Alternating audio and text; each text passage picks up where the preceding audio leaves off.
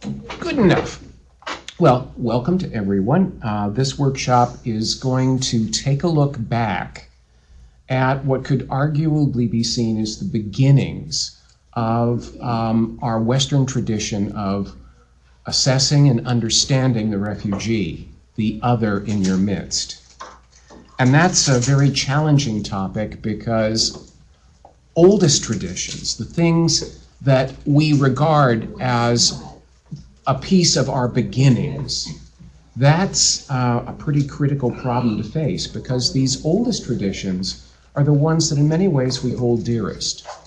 So in taking a look at the whole idea of the refugee from a biblical perspective, we're really asking ourselves, what is it that is common in all of human experience from the earliest records we have, and these biblical records are among our earliest? What is common in our attitude towards the refugee, towards the other? And for me, this is particularly exciting because I have always felt personally that to understand anything in this world, you need to go back to origins. You need to understand how we got started, how we got fixed into certain attitudes.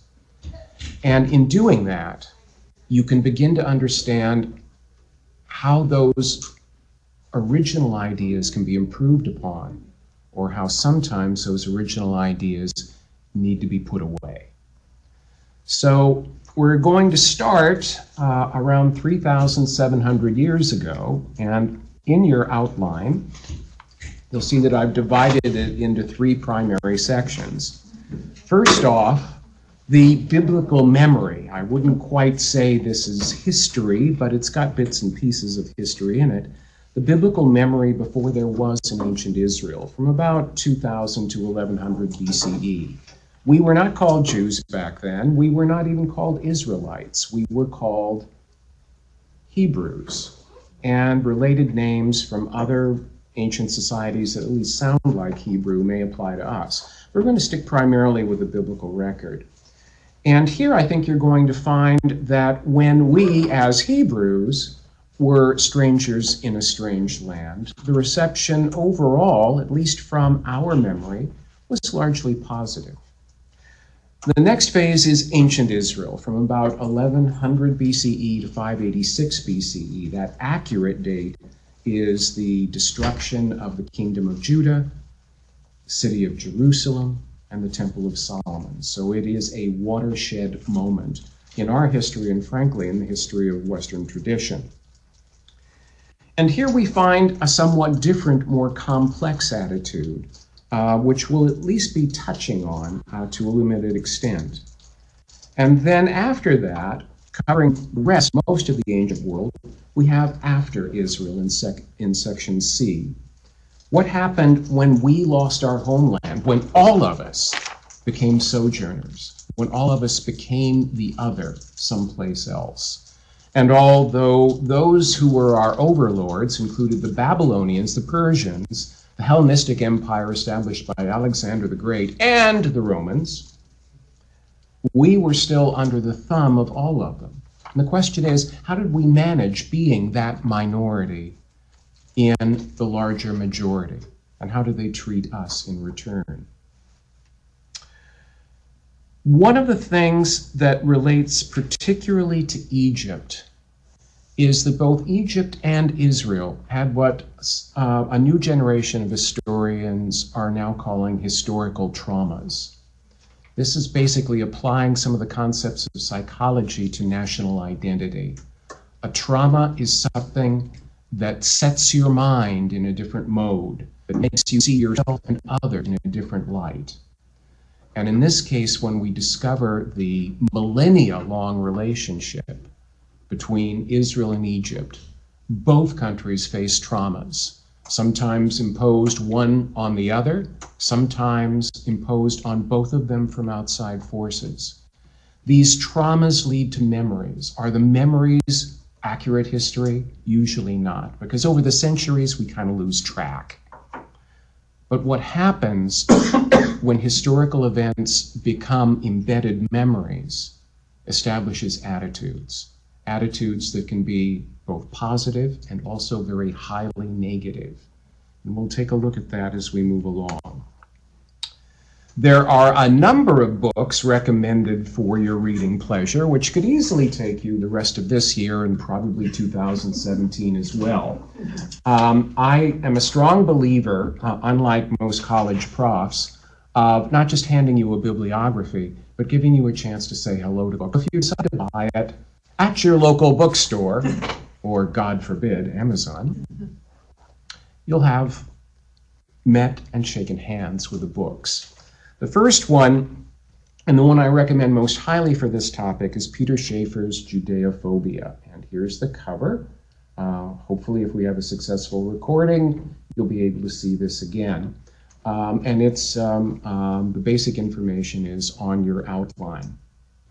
Schaefer, in both an academic but an almost detective-like precision in his exploration, tries to take a look at the documents, the events, the people, and come up with conclusions about what's really going on here, instead of what many historians do, and that's take the evidence they've got and decide this is what they want to believe happened, and then interpret the evidence according to their beliefs. The hardest thing in history, and the hardest thing for historians, is the challenge of being objective. We all come in with our prejudices, and very frequently, those prejudices are what sink us. Now, a more comprehensive book in many ways, but also a book that to a certain extent rests on certain prejudices, but I found it fun reading anyway, is Louis Feldman's Jew and Gentile in the Ancient World. And he focuses on the classical period, Greco-Roman history, and does a very good job in terms of all the details you could possibly ask for. This book is kind of your one-stop reference.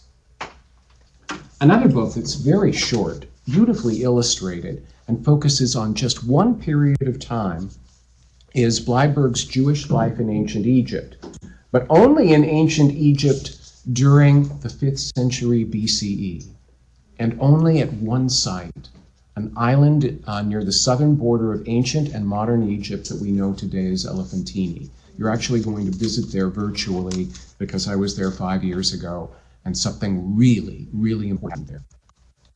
Finally, when we take a look at how memory and history are bound together over the centuries into myth, a myth that supports attitudes, both for and against certain groups. One of the most fascinating books is the latest by an Egyptologist named Jan Osman, and it deals with Moses and Akhenaten. Moses, the founder of our faith in many respects, and Akhenaten, the first and only pharaoh who promulgated a religious reform in Egypt that eliminated all 700 plus gods and goddesses in ancient Egypt and said there was only one God in the universe. First time monotheism, a really strict one God faith, was established on planet Earth, so far as we know. But it had consequences. It had traumatic consequences for the Egyptians. Consequences that they later blamed on their monotheistic faith and their people. Now, this theory by Osman is daring, it's brilliantly thought out, it's plausible. Did he prove it? When you're dealing with history that goes back 3,000 plus years, I'm very, very reluctant to say proof. Nonetheless, you'll get the raw, basic outlines of it today. And if you want to pursue it more deeply, this is your book. Max. Are you saying that his having brought monotheism to Egypt is a fact? This what? Are you saying that Akhenaten had brought monotheism to Egypt, but that is a fact? Yes, it is a fact. The author proposes something different. Oh, there are many different theories, and until recently, there was quite a bit of testing of the monotheistic theory for Akhenaten's religion. And having studied it pretty thoroughly, I can tell you why there are critics for that. But the consensus of Egyptological scholarly opinion now is that it was monotheistic, and it was precisely his monotheism that caused such a traumatic experience for the ancient Egyptians. Yes? What was his date? Well, what were the dates for Akhenaten? He reigned from 1352 to 1336 BCE, according to the most recent chronology.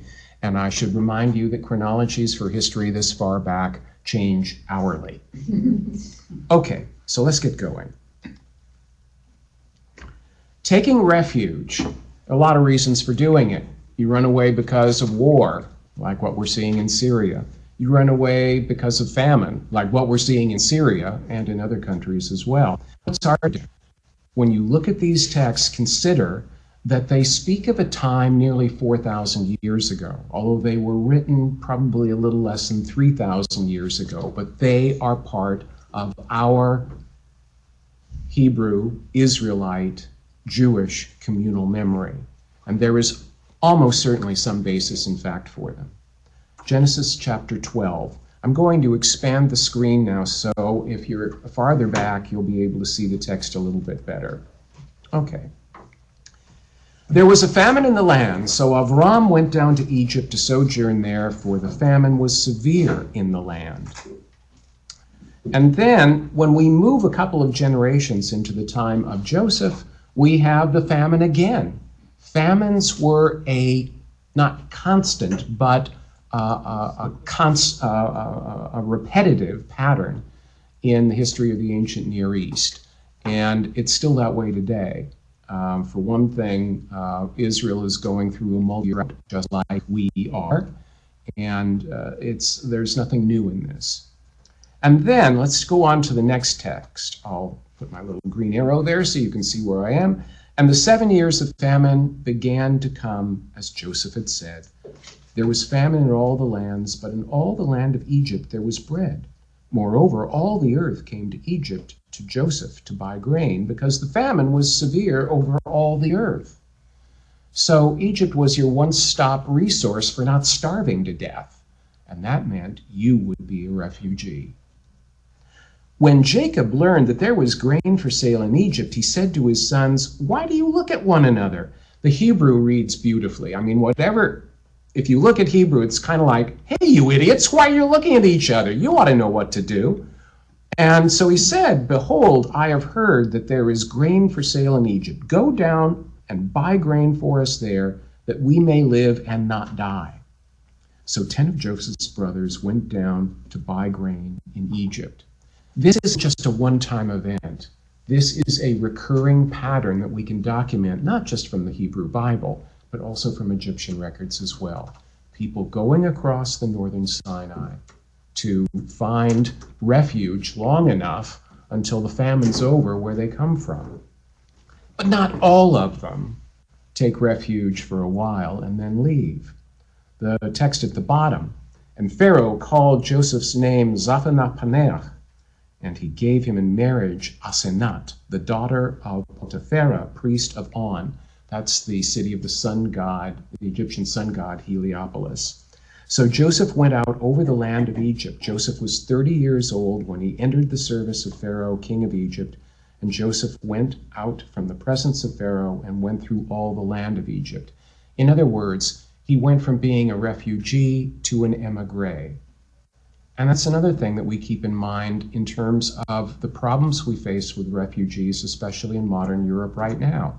How many of them will go back home when it's safe enough to go back home? How many will try to make new lives? What you got here is the template for the entire story of refugees for the thousands of years that have followed. Some come briefly, they go home when it gets better. Some stay.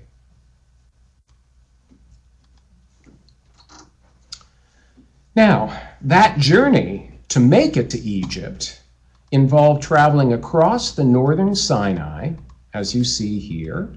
In fact, I can go back to, there we go for now. Going across the northern Sinai, as you see here, no easy journey that.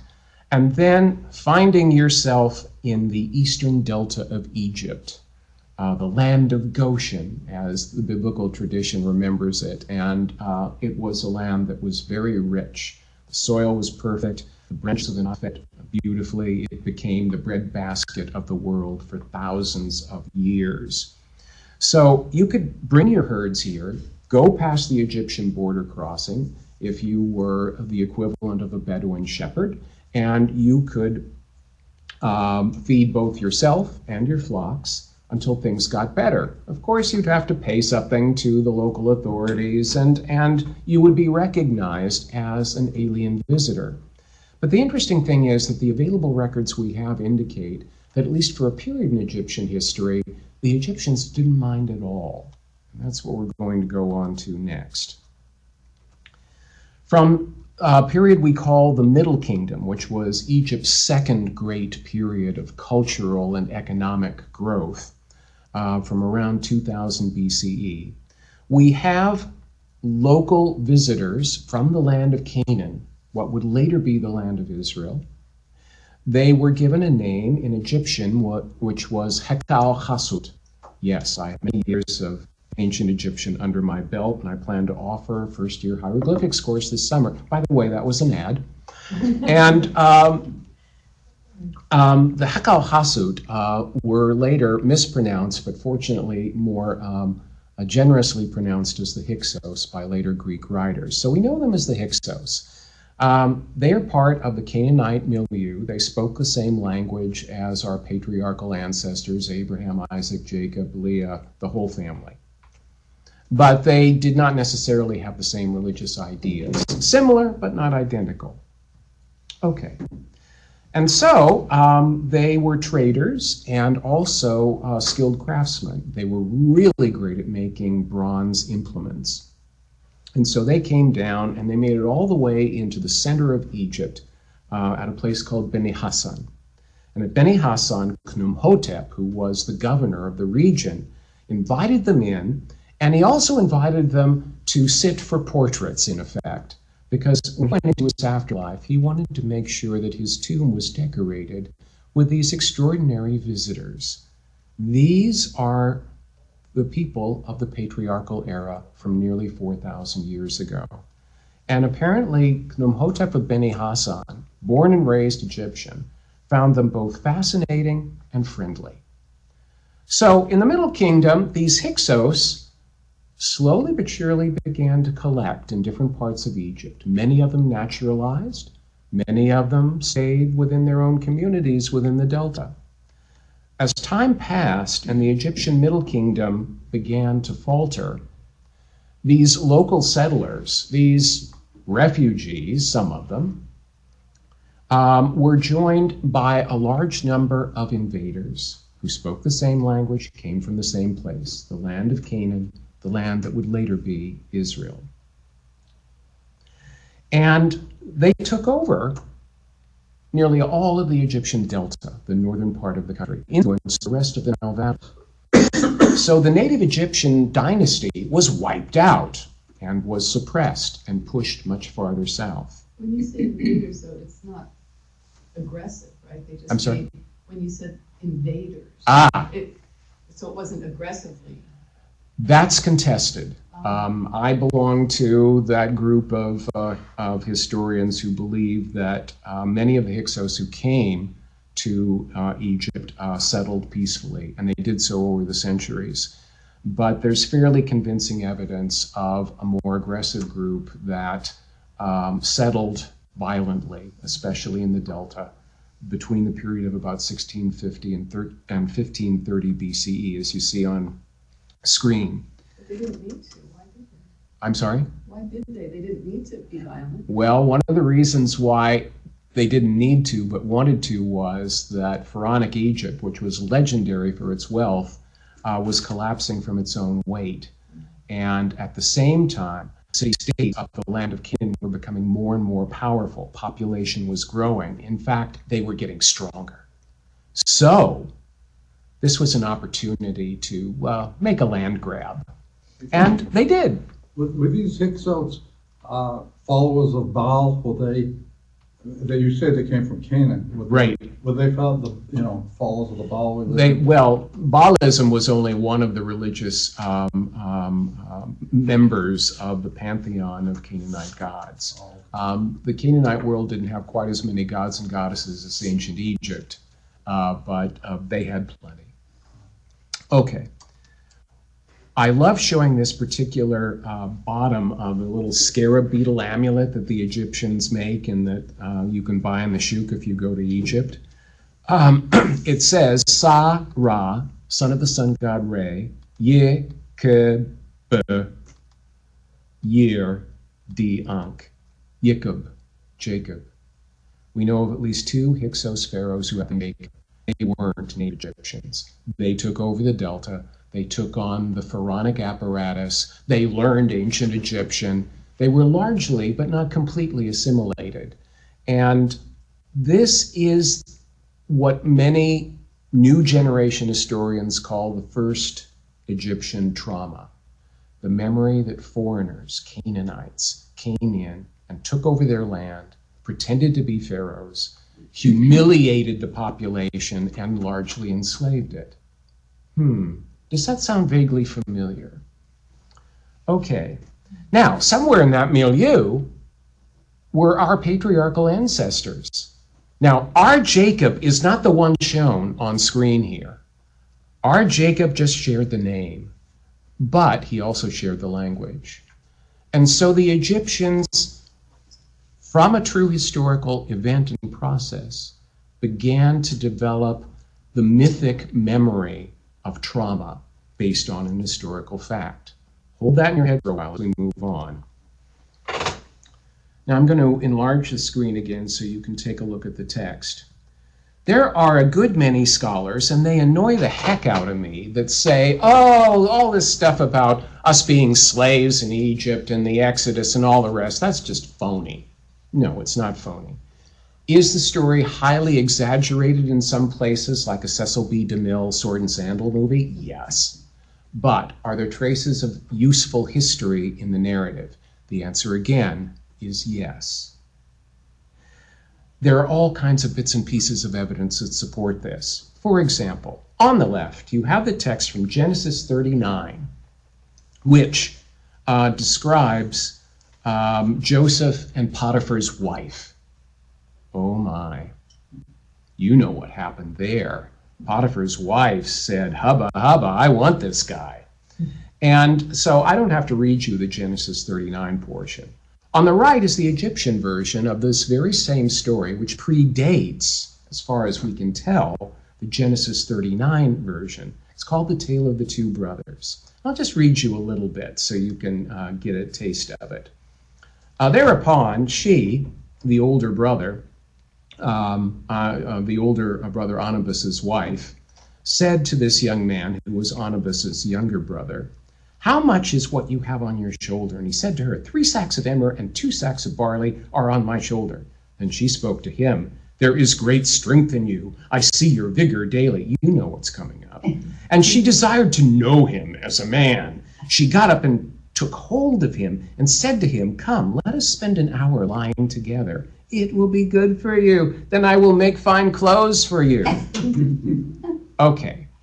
The youth became like a leopard in his anger over the wicked speech she had made, etc., etc., etc. We picked up his load and went off to the field. Now the wife of his elder brother was afraid, so she took fat and grease and made herself to appear beaten up in order to tell her husband, it was your younger brother who beat me. Lordy! In any court in the United States today, Genesis 39 would be seen as an act of plagiarism from the Egyptian original. But this is one of the many indicators we have that we were strangers in a strange land, that the popular tales of the Egyptian culture permeated into our memory, our literature, our sense of history. Okay, let us move along. So I'll go back to, there we go. The Hyksos were eventually kicked out by the Egyptians, and after 100 years of foreign control, the Egyptians decided, like the Romans later did, that they would conquer the world in self-defense. And what you see in green is the height of the Egyptian Empire, middle of the second millennium BCE. They went all the way from the Euphrates River down to the fifth cataract of the Nile. In terms of border-to-border length, it was the largest empire planet Earth had seen up to that time. It was the extraordinary achievement of a number of pharaohs. Now, do we have a memory of that? Yes, we do. And it's all in one line at the beginning of Exodus. There arose a Pharaoh who knew not Joseph.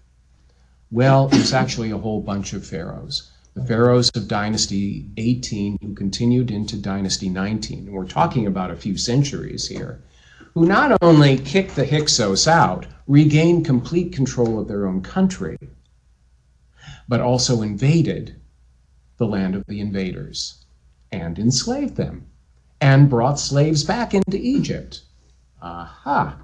So, some of the Hyksos who probably stayed. They were either enslaved or they eventually became citizens of Egypt or both. More slaves were brought in to feed the building boom of the Egyptian Empire in Dynasties 18 and 19, 3,500 to 3,200 years ago. So that one line in Exodus is a compressed memory of really what was factual. There arose pharaohs who knew not Joseph. Joseph was part of that Hyksos world. And he and those like him, well, not he necessarily, he probably died before the New Kingdom native Egyptian conquerors came. But nonetheless, he was part of that rejected world. And those who belonged to his people and his Canaanite culture were going to end up definitely under the thumb of the Egyptians. So it was a traumatic experience on both sides. Now keep in mind, there are no Israelites yet. There are patriarchs, Hebrews, but they are part of our memory. And I'm quite convinced that instead of being fictional, as some revisionist pseudo-historians say, they were quite real, even though there's very little from the available texts that allow us to flesh them out, much more than the fact that they were indeed there.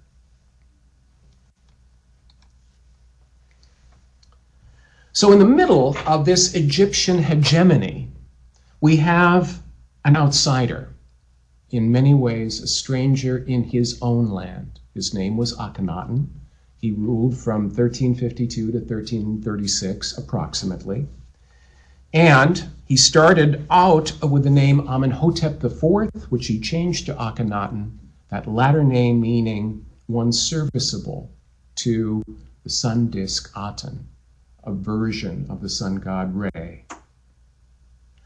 Akhenaten initially accepted that Aten was the chief god, but within the first 3 years of his reign, he moved to the next step, and that was, well, if the Aten embodies all the qualities of all the other gods and goddesses, why bother with all the other gods and goddesses? So he shut down all the temples of ancient Egypt except for those dedicated to the Aten, and he told his people that in this country there will now be only one God, and I am that God's chief representative. This was the second Egyptian trauma, but it was imposed not from the outside, but from the inside.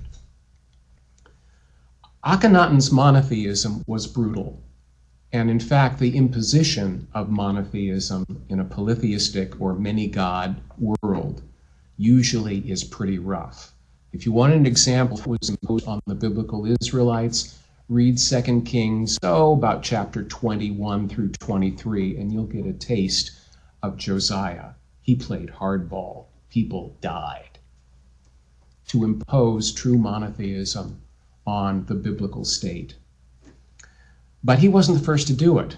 You're looking at the guy who was, Akhenaten. His one God faith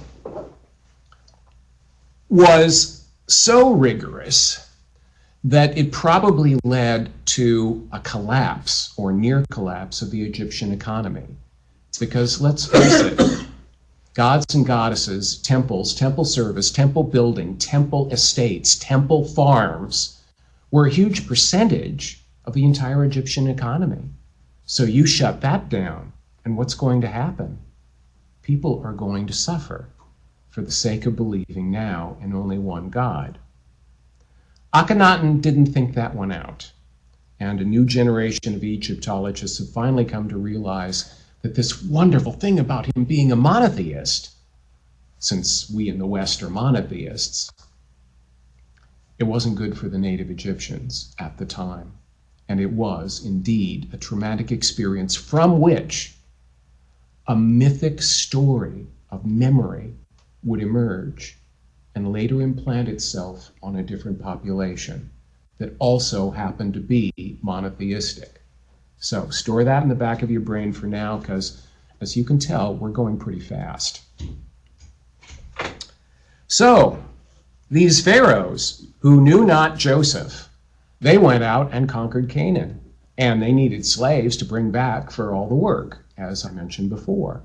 And this is a scene from around 1300 BCE that is fairly typical of the area. It's from the Temple of Amun-Re at Karnak. This comes from a time after Akhenaten's revolution had been snuffed out. Everybody breathed a sigh of relief and said, oh my goodness, thank God he's out of power now. All I can say to myself is 4 years. Oh, that was a political statement. I could be in deep trouble if that is incorrectly interpreted. I am so sorry. Let's hope that it's shorter. Well, I hope for the best for all of us. I'll leave it at that. Now, little green arrow, white rectangle, you can see a whole bunch of guys tied up. These are Canaanites of various ethnic and political groups who were tied up and they're being dragged across the Egyptian border. What's the Egyptian border in the Eastern Delta? Well, I'll tell you in a minute. What you see over on the right side are Egyptians on the other side of the border, welcoming the conquering pharaoh back home, Seti I, by the way, and he's bringing just hordes of slaves, and they're going to be put to work. Interesting thing in Egypt was you probably didn't remain a slave your entire life, unlike in the Roman Empire where it really got ugly. The process of manumission and naturalization was something the Egyptians were fairly easy about overall. So what's in the middle? The Egyptian border, which happens to be a canal, a body of water separated Egypt from the biblical world. A body of water separated these Canaanite slaves from freedom, from returning home. Now, does that sound familiar? I'll leave you up to you how to interpret that. So the Exodus, plagues and miracles and all the rest, are they based on fact or fiction? Interestingly here, the Exodus plagues give us a hint of the fact that we really did live in Egypt, because the plagues were kind of custom designed to be characteristic of what the Egyptians feared themselves. Natural events, natural catastrophes that happened in Egypt that were part of their own literature, their own fairy tales, if you will. For example, a very favorite story among the Egyptians, whose original writing goes back over 4,000 years, long before any possible date for an Exodus event or process, called King Cheops and the Magicians. Well, one of these stories in this piece of literature has the king sitting on his nice boat, receiving a bowl of wine from his servant and being rowed around, in this case by a group of women. I don't have the women in there, but just pretend they're doing the rowing. One of them loses a bracelet in the middle of the lake where the king is rowing. So she stops rowing. All the other girls stop rowing. The king is stuck out in the middle of the lake. And the king asks the girls, "Why I lost my bracelet, fell into the bottom of the lake. I'm not rowing for you until I get my bracelet back." The king says, "Oh, what am I going to do?" Because, it's not like he can have her executed in the middle of the lake. So, being Pharaoh, he says, "Here's my promise to you. Row me back, I'll get you your bracelet." So they row him back. he goes to his magician friend, Judge Minonk, and guess what he does when he gets to the edge of the water? He, he placed one side of the lake's water atop the other, and he found the pendant lying on a potsherd. He brought it at the bottom of the lake. He brought it and gave it to its owner, the girl. Now the water that had been 12 cubits, that is 18 feet deep, had become 24 cubits. So he just kind of folded it over. Then he said his words of magic and returned the waters of the lake to their place. This is one of Egypt's most popular fairy tales, and I would once again argue that the Exodus story is an act of plagiarism, because we were there and we heard it. One other thing we took with us that was a gift of the Egyptians, Charlton right here is showing you one of the tablets of the Ten Commandments in Paleo-Hebrew, which did not exist as of the most likely period for the Exodus event or process of events. We can discuss that point later. Didn't look like that. In fact, if there were 10 Commandments on tablets, they looked like this. These are Egyptian hieroglyphs turned into alphabetic letters. It is the birth moment of alphabetic language in the ancient Near East. We call it Proto-Sinaitic, and it is a language that could be borrowed by anyone who would turn their oral words into alphabetic images. For example, here is a bull's head. Well, the Egyptian word for bull is ka. The Semitic word, the Canaanite word for bull, is aleph. And aleph, with some modification over time, became aleph. You are looking at the birth moment, and it is Egypt. The alphabet that ultimately evolved through Canaanite, Phoenician, Greek, Latin, and finally to English. It started here. It was a gift, indirectly, of the Egyptians, but it was Canaanites who got the idea. 450 Egyptian hieroglyphs. God forbid I could learn all of those. Let's reduce it to a small number of letters that we can memorize and start writing. And they did. Were there Israelites, and now we can call them Israelites, after the supposed period of the Exodus? Manfred Bietak, one of the greatest German Egyptian archaeologists of the last century, excavated at the mortuary temple complex of Ramses III, whom you see, or what you see right here. At the edge of this complex, among other houses, was this house at the bottom right. We know it as a four-room house. A four-room house.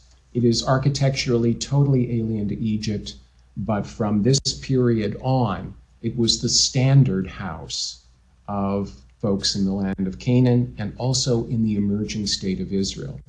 You know how in the United States we consider a 3-bedroom, 2-bath ranch house the standard house? I live in one. Well, this was the equivalent of that suburban house in biblical Israel and in neighboring Canaanite states. So it may well be that an early Israelite was involved, living in Egypt, maintaining an Egyptian temple. So, Israel grows. It has its golden era under David and Solomon. Solomon dies. His half-wit son Rehoboam, his half-wit son Rehoboam just takes everything to heck in a handbasket, and the great empire of David and Solomon collapses into two kingdoms, the northern kingdom of Israel, which you see in green at the top, and the southern kingdom of Judah with its capital in Jerusalem, which you see in purple at the bottom.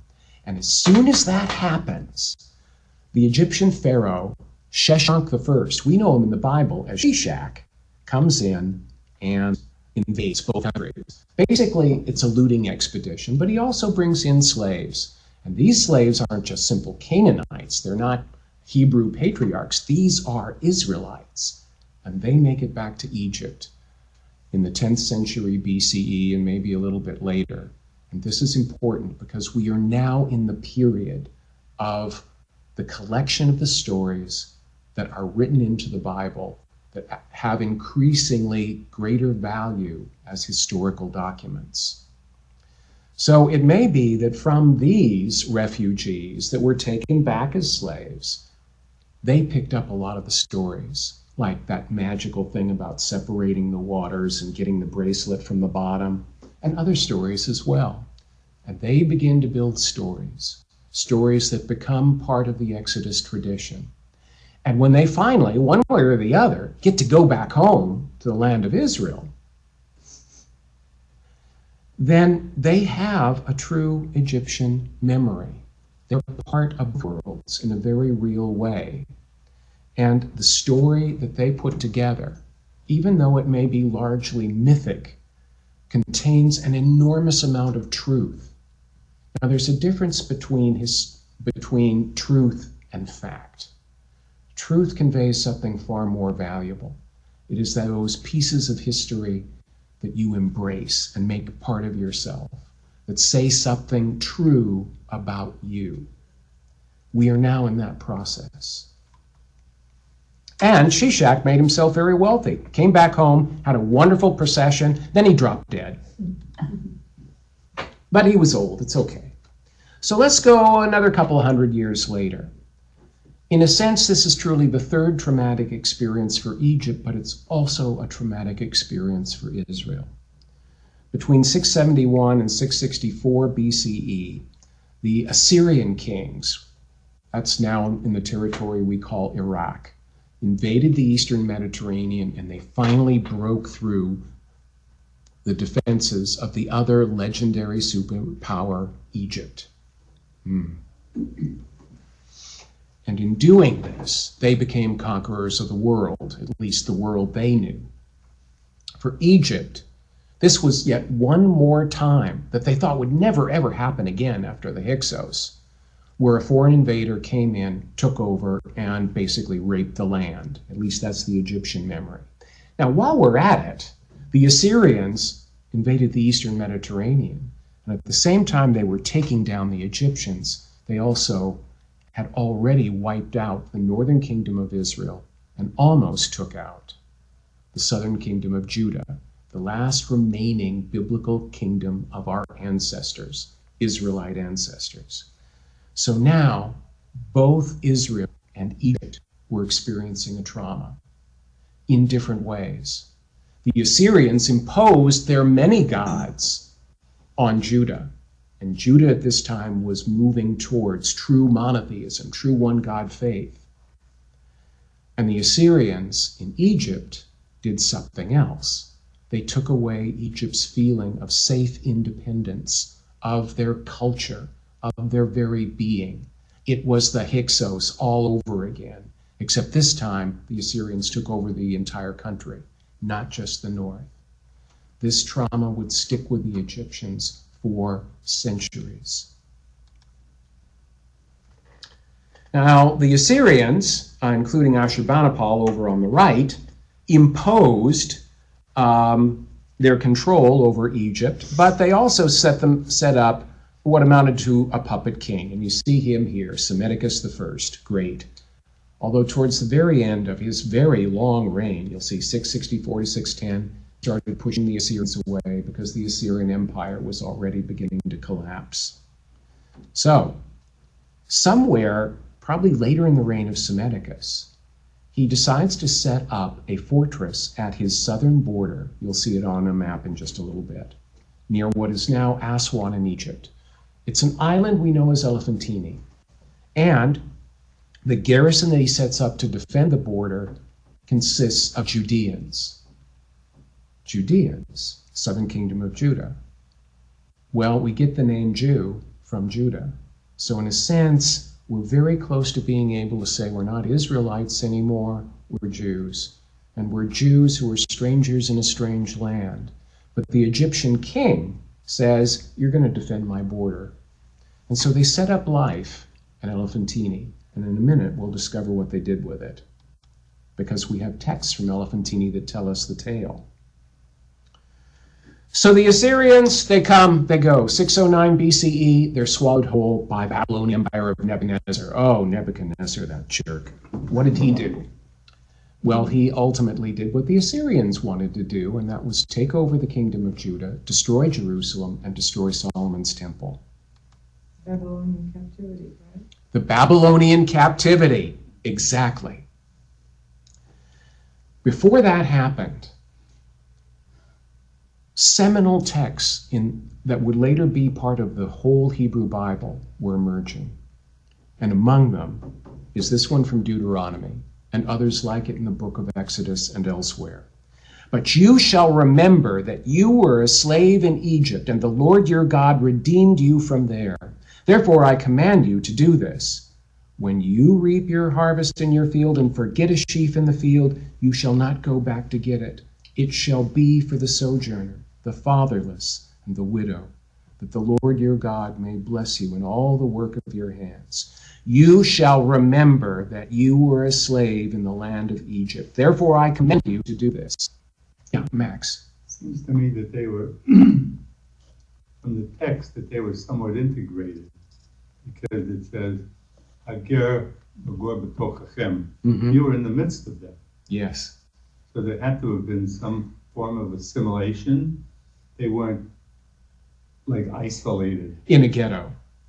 And that's probably true. The evidence that we have available from ancient Egypt is that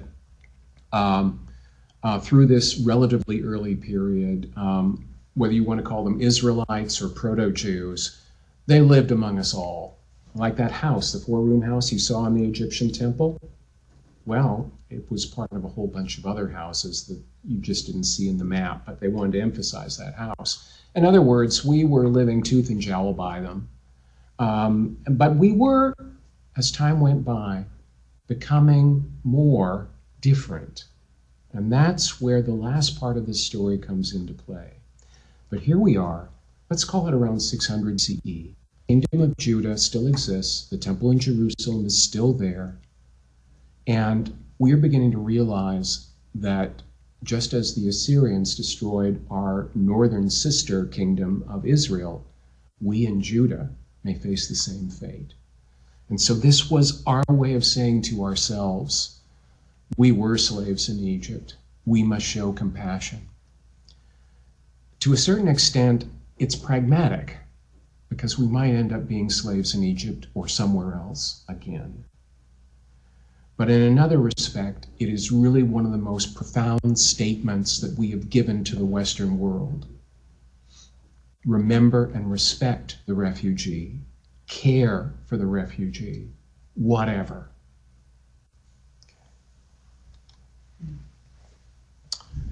So, the Babylonians do take over Judah. They destroy Jerusalem. They destroy the temple, which you can see way up here in this artist's reconstruction. And Jeremiah, in yet another of his world-infamous Jeremiad, says, behold, Pharaoh's army that came to help you is about to return to Egypt. And yes, the Egyptians were our ally in this case, because they knew that the Babylonians would be going after them next.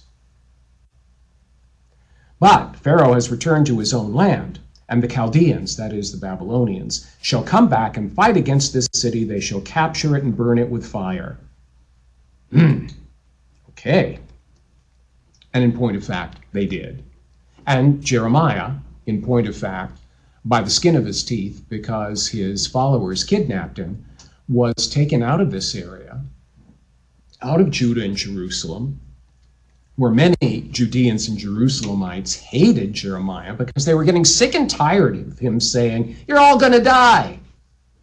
So his followers took him in the reverse exodus, and they went back to Egypt.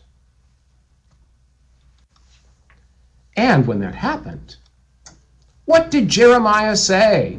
Well, first off, when he got back to Egypt, he says, I'm speaking God's words, listen up. And so here are God's words, Ne'um Adonai, as we say in Hebrew. Why do you provoke me to anger with the works of your hands, making offerings to other gods in the land of Egypt, where you have come to live?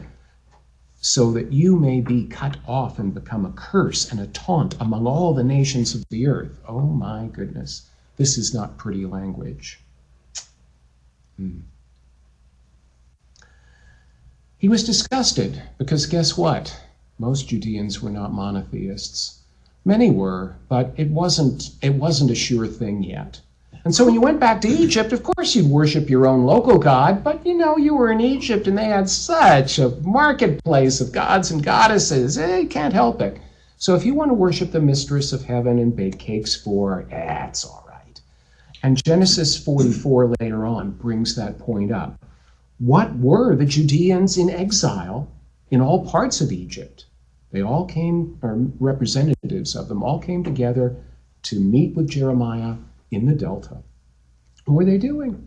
They were, yes? Who was the king in Judea at the time of Jeremiah? There was no king anymore. Zedekiah had just been recently overthrown. His sons were murdered in front of him by the Babylonians, and then the Babylonians put out Zedekiah's eyes and he was taken into slavery. The last thing he saw was his sons dying. Babylonians played hardball. So Jeremiah is in Egypt and he's saying, you can't do these things because God he'll schmice you. Get a clue. That's what the center part of this text is talking about. I will punish those who dwell in the land of Egypt as I have punished Jerusalem with the sword, with famine, and with pestilence, so that none of the remnant of Judah who have come to live in the land of Egypt shall escape or survive or return to the land of Judah. Lordy, that's pretty rough. And what did the refugees, now resident in Egypt, say to Jeremiah? Then all the men answered Jeremiah, as for the words that you have spoken to us in the name of the Lord, we will not listen to you. In other words, they were happy with worshiping the God of Israel, but only up to a point. And that point was they needed to live in Egypt now. Okay. So the Babylonians are around for 50 years, and then the Persians conquer them under Cyrus. And then, sometime later, in 525 BCE, Cyrus' somewhat distant successor, Cambyses, you see him here, conquers Egypt and captures Psammetichus III, who is that guy who's kneeling over on the far right. The Egyptians experience yet another trauma. Now here's the interesting thing. The Egyptians are now under Persian control, and the proto-Jewish kingdom of Judah had been under Persian control for over 60 years. We were now Jews, and we were in the diaspora of the Persian Empire. And we got along with the Persians very well because they let us rebuild our temple after the Babylonians destroyed us. And they gave us civil and religious freedom in return for loyalty. So we and the Persians were just like that. For those of you watching, just like that. Okay, great. Now that had consequences. The Judean community at Elephantine had been there for a couple of centuries, and in so doing decided, hey, we're going to build ourselves our own temple. And they did. A reconstruction of it, nowhere near as big as the temple in Jerusalem, is shown right here. And the reason why we can give a reconstruction is because this temple, we believe, was recently discovered, believe it or not, by the German Archaeological Institute excavating at Elephantine Island, which, by the way, is right next to the city of Aswan. Not far, well, far enough away from the Egyptian border, but not far from the ancient one. It turns out that this was a neighborhood of the Jewish garrison. Now, you can't really fairly call it a ghetto because it was the job of these proto-Jews to protect the island and to protect the border, so they were naturally all together. So the temple to the God of Israel, Yod-Heh-Vav-Heh, which we mispronounce as Jehovah these days, was right next door to the Khnum temple complex. So we worshipped our one God, but turns out we worshipped other deities as well. And I was actually in Elephantine in 2011, just before the revolution, mind you, and I spoke to the representatives of the German Archaeological Mission, and they told me that this floor that you see here is probably the floor of our temple in Elephantine.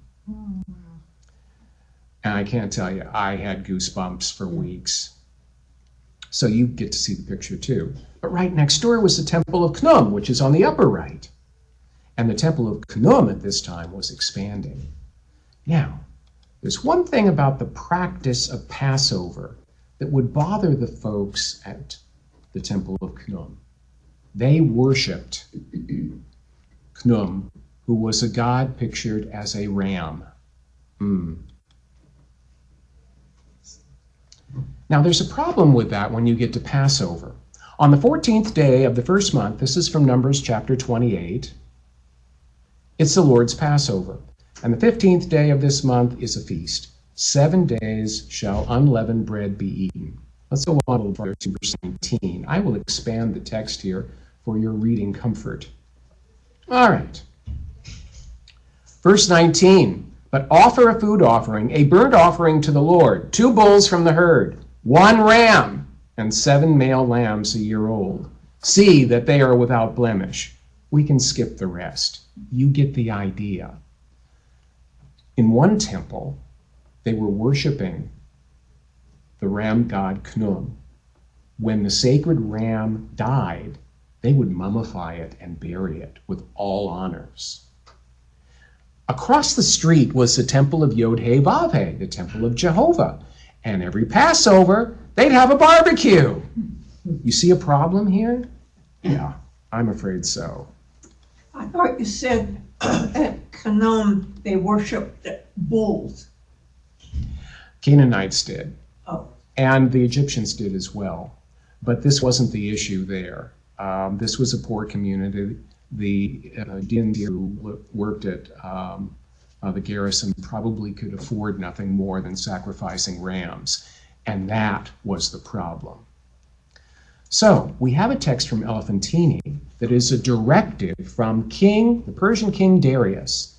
And based on a new interpretation of this text, which you see on the right, it can be translated as such in blue here, the key part. Keep away from the Jewish garrison. In other words, that is Darius' command to the native Egyptians, who are next door to the temple of Jehovah. Then there's the command to the Jewish community. This is Darius saying, hey, go ahead and celebrate Passover. Now, you thus count 14 days in Nisan, the month of Nisan. On the 14th day at twilight, observe the Passover. Now, Darius didn't know about this stuff, but he got it from the local Jewish authorities that this is what you're supposed to do. So I'm telling you, as King Darius, you can do it. Interesting thing is, he only talks about the days really after the first one, which is where you have the sacrifice of the ram. He focuses instead on eating the unleavened bread for the rest of the week, which wouldn't get the Khnum priesthood and people, the Egyptian people, upset at all. Go ahead, eat the bread, just don't kill the ram. So whether or not a ram was actually sacrificed, there may have been a compromise here. We don't know. How long before was the Exodus? Oh, the Exodus was 800 years before this, if it occurred as a single event. But these Jews in the Elephantine Island, or whatever, were they in communication with the Jews that have been returned from Babylon? Yes. They were. They saw Jerusalem as the authority. Okay. And almost certainly the Passover instructions that you got, based on other letters that we have, Darius may have authorized it, but it was the high priest in Jerusalem, who was now set up as such, who gave these specific orders. But the fact that they didn't stress the sacrifice of the ram may have been politically wise. You know, eat the unleavened bread, don't get your neighbors upset. That's how we now currently interpret it. When did Passover start? With people observing? When did Passover start? Yeah, like they're obviously doing the Seder and they're doing... Exactly. We can't be 100% sure how long before this time, which is around 420 BCE, Passover as we know it today was celebrated. Our best guess is it probably began to take the form we know today during the reign of the Judean king Josiah, about 200 years before. That's a long explanation behind that one, but that's an answer. We have all kinds of documents from Elephantine, and some of them are incredibly rich contracts or sales contracts, but they tell us all kinds of interesting details. And since we've only got about 5 minutes left, I'm going to race through them. Among the interesting details is, not only did the Judeans in Elephantine worship more than just the God of Israel, Yod-Heh-Vav-Heh, Jehovah, they worshipped other deities, and they also intermarried with native Egyptians who were not proto-Jews. They were Egyptians who worshipped Egyptian deities, and there was not a problem. In other words, the exclusivism that we see in later Judaism, and not much later Judaism, had not yet taken hold in Elephantine. So the opportunity for Jews to live as refugees without upsetting their neighbors who had a different religion was still fairly good. But Judaism was continuing to evolve. It was continuing to distinguish itself from neighboring religions. And in any case, the locals, the Egyptian locals, were totally ticked off. And they were ticked off not only because we sacrificed rams, which they worshipped, but because we were loyal allies of the Persians. And the native Egyptian population saw the Persians as foreign conquerors and hated their guts. Now, if you were a friend of somebody that the other person hates his guts, well, you know, the enemy of my enemy is my friend. Well, if you are a friend of the enemy, then you are an enemy to me. And so we have a letter from the Elephantine complex from around 410 that talks about the destruction of the temple. And it was a conspiracy among local Egyptian authorities, that's the letter at the top, to destroy the Elephantine temple of the Jews when the Persian governor, Arsames, was out of town. In other words, it was a weak moment. And the locals took over, they destroyed the temple. Now, this is kind of interesting because we have a text from a local Judean writer. Now, our forefathers built this temple to Jehovah in the fortress of Elephantine back in the days of the kingdom of Egypt. And when Cambyses came to Egypt and conquered Egypt, he found it built. They, the Persians, knocked down all the temples of the gods of Egypt, but no one did any damage to this temple of Jehovah. Now, that may be an exaggeration, but it's one of these controversial statements. The Persians basically disrespected Egyptian religious custom, but not the religious customs or the temples of the Jews.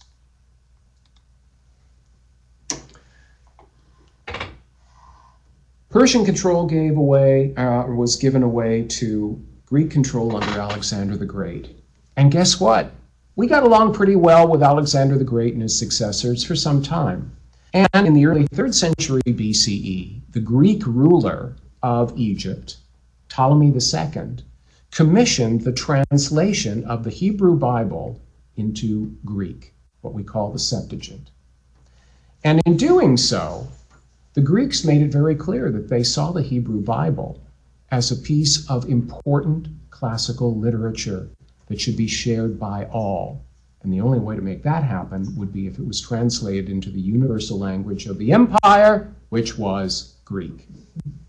So Ptolemy supported this idea, and Judaism was becoming more and more popular. To finish this up, I got to really go quick. So, in fact, this probably is as good a place as any to finish up. There was an Egyptian priest who lived at about the same time the Septuagint was being written in Greek from the Hebrew Bible original. His name was Manetho, and he spoke of the history of the Jewish people as he understood it. The problem was that this history was convoluted. It was not accurate history, but it was a collection of memories that many of the local people held dear. So let's read this text. But when these men were gotten into it and found the place fit for revolt, this is from Manetho, they appointed... Oh, I've got 10 minutes? Maybe. We'll get this done. I can do it in 5. Well, yeah, well, it's technically 5, but you're special. Thank you. That's good news. Okay, I got 5 minutes. Hold on to your seats. Okay, we started late, Renita, so... Really? Okay, here we go. But when these men were gotten into it and found the place fit for revolt, they made themselves a ruler out of the priests of Heliopolis, the sun god. The Aten was a sun god. Hold on to that thought for a minute. Whose name was Osarsif. There, I'll point to it. In fact, I'll get the text back up in nice big image. And they took their oaths that they would be obedient to him in all things. He then, in the first place, made this law for them that they should neither worship the Egyptian gods, nor should abstain from any one of those sacred animals which they have in the highest esteem, but kill and destroy them all, that they should join themselves to no body, but to those that were on this confederacy. They destroyed the images of the gods, and they used them in roasting those sacred animals that used to be worshipped, and forced the priests and prophets to be the executioners and murderers of those animals. Now, let's skip a bit. It was also reported that the priest who ordained their polity and their laws was by birth of Heliopolis, and his name Osarsif, from Osiris, who was the god of Heliopolis. That's all messed up, but it's not important. This is. But that when he was gone over to these people, his name was changed, and he was called Moses. Who is Osarsif? Well, I can tell you that from an analysis of the other text that Josephus copies from the books of Manetho, who lived a few hundred years before Josephus, Osarsif is really just a placeholder name for Akhenaten. The trauma of Akhenaten's revolution was never forgotten, but over the centuries, as the Jewish population of Egypt began to distinguish itself more and ultimately became truly monotheistic, one God, the Egyptian memory of the first monotheism, the disaster of Akhenaten, was implanted on the Jewish population. Now, this is the theory increasingly accepted by Jan Osman. I buy it. Why is it important to us? Because it marks the beginning of a political and religious, not a racial, but a political and religious anti-Semitism. So Akhenaten and Moses are connected, not as Sigmund Freud thought, but in a radically different way. Okay. Quick. But Jews kept on living in Ptolemaic, that is Greek Egypt, and Onias the fourth, who was turned down for the high priesthood in Jerusalem, came to Ptolemy the sixth, the Pharaoh king of Egypt, Greek by the way, and said, hey, I can't be high priest in Jerusalem, so I want to build a temple in Egypt at the Antipolis. And it's because the prophet Isaiah said someday there would be an altar, Isaiah 19:19, to the God of Israel. So therefore, I want to build this temple. And Ptolemy said, dude, okay, do it. It was a small temple, but nonetheless, it was indicative of the fact that the Jewish population in Egypt was huge and, was big and getting bigger. And by the time we get to the Roman Empire, the Jewish population of Egypt was enormous. And why? Mainly because of Alexandria, although there were many other Jewish communities throughout Egypt and will continue to be for the next 2,000 years nearly after this. And in Alexandria, we have this enormous community of Jews. Anywhere from 25 to 40% of the population of Alexandria in the first century of the Common Era was Jewish or friendly to the Jews. It is in the first century also that we begin to see rioting of Jews and other ethnic groups within Alexandria, including native Egyptians and Egyptians of Greek ancestry. And they are jockeying for positions of power. During this time, from approximately 38 of the Common Era until 117 of the Common Era, nearly a century, there is an entire era of revolts, mostly by Jews who are angry that the Roman emperors are insisting on such things as being worshipped in synagogues and in the temple in Jerusalem. This is against Jewish monotheism. Some Roman emperors said, you know, you don't really have to worry about it, and don't worry about putting a statue in the synagogue of me being worshipped. Others, like Nero and Caligula, they insisted. It created a rebellious spirit. It also created a spirit in our people 2,000 years ago that said, we believe in one God. We observe kashrut, no pork, among other things. We observe the festivals, and they had come to observe the festivals as we traditionally observe them now. We are a different people, and the Romans are trying to destroy us. So we will revolt, and we will do as the Maccabees did and kick the enemy out. And we failed miserably because they were so powerful. But what happened in Alexandria was symptomatic of what would happen for centuries to come. We had become truly ourselves, but we were also facing a world far bigger than us, a world that we frequently rebelled from, and the consequences led to a negative attitude that stuck for millennia to come, and in the 20th century would be translated from political and religious anti-Semitism into racial anti-Semitism. So remember that idea.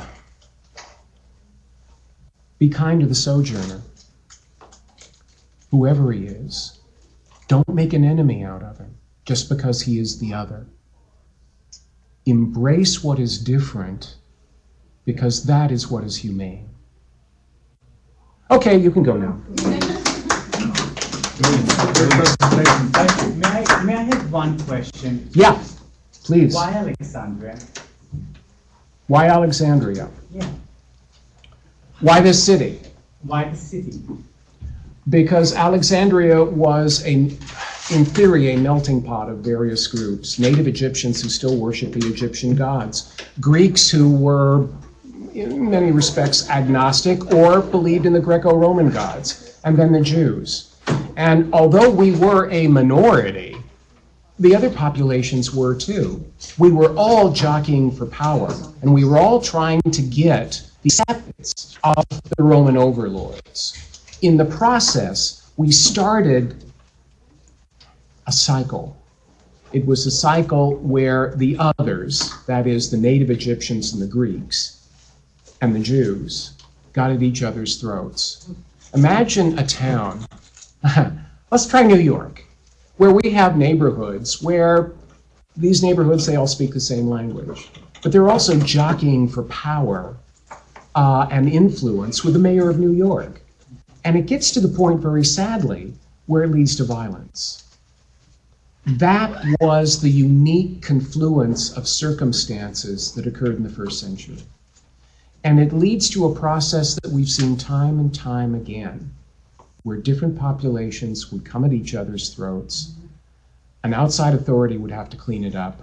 They do it badly, and that would simply generate more hatred. And it was a new city. I'm sorry? And it was a new city. It wasn't. Yes, it was a new city. That was important because they were all equal to begin with, so to In speak. many respects, yes. Was it important that it was a port city?